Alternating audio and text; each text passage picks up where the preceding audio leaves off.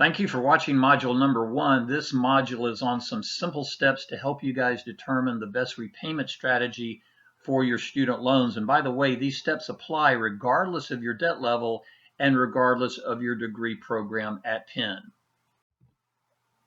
Now, these are very common sense steps. Take a look. First of all, very important to know what you've borrowed, what kind of loans you have in your student loan portfolio. Who has your loans? In other words, who are you going to be working with in repayment? And we're referring to your loan servicer.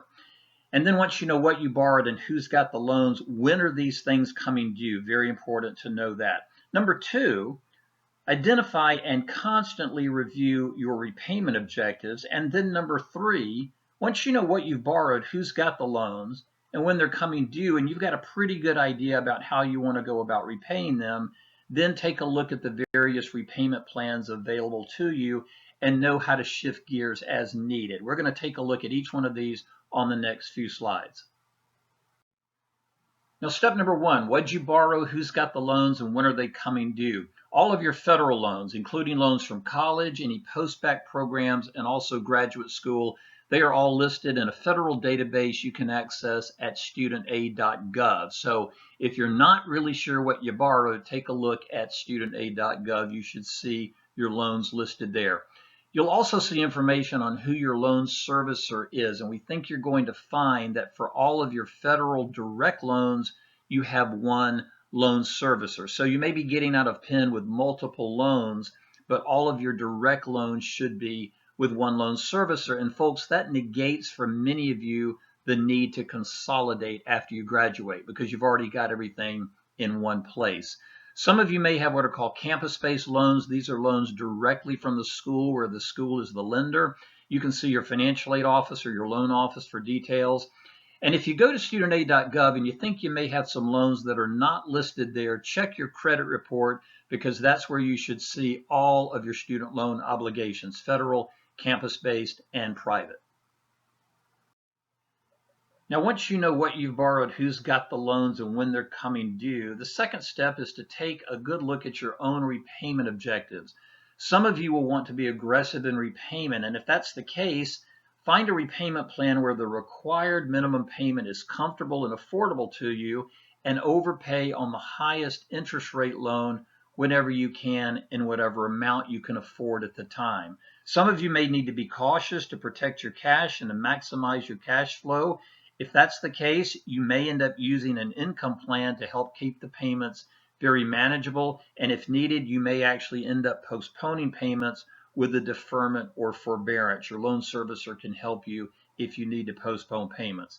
Some of you may be interested in qualifying for forgiveness through the Public Service Loan Forgiveness Program. We have a separate module on that program we'd encourage you to take a look at. If that's the case, if you're interested in public service loan forgiveness and you're working in the public nonprofit sector, you're going to need an income plan to help you qualify for PSLF.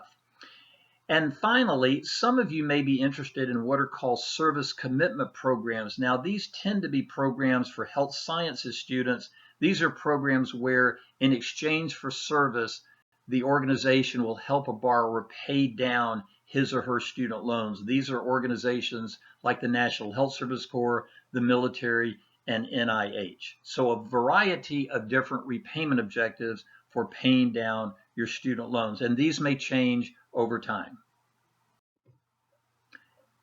So once you know what you borrowed, who you're working with, and who's got the loans, and you've got a pretty good idea about how you want to go about doing this, that's when it's time to take a look at the various repayment plans available on your federal loans. There is a separate module on repayment plans for federal loans and also on income-driven repayment plans that we'd encourage you to take a look at. This is simply a quick snapshot of the different types of repayment plans on federal loans. There are lots of individual plans, folks, but they all fall into one of two categories. The repayment plans are either based on a time period called time-driven, or they're based on income called income-driven. So a few quick comments on each of these. Once again, much more detail in other modules. In a time-driven plan, the payments are not based on income or family size. The loan servicer literally takes your debt, principal and interest, and they spread it out over a designated period of time, 10 years or 25 years. The payments are exactly the same every single month unless you choose what's called a graduated version of the plans. But the way these plans work, if you make the minimum payment at the end of the term, you're debt free. And once again, the payment calculation has nothing to do with your income, your family size, your marital status, how you file taxes, etc. If you can't afford payments with a time-driven plan, that's when to take a look at income-driven repayment plans. These are based, the payments are based on income and family size, and the payments change every single year.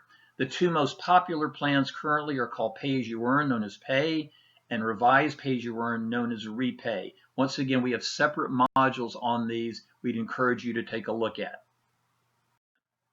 So in summary, once again, common sense steps to determining the best repayment strategy for your student loans. Know what you've borrowed, who's got the loans, and when they're coming due.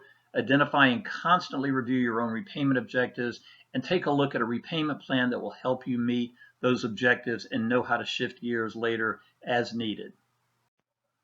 We hope the information in this module has been helpful to you. This is the end of module number 1. If you have questions about loans or financial aid, contact the Penn Student Financial Services Office. If you have questions about general money management, please contact Financial Wellness at Penn.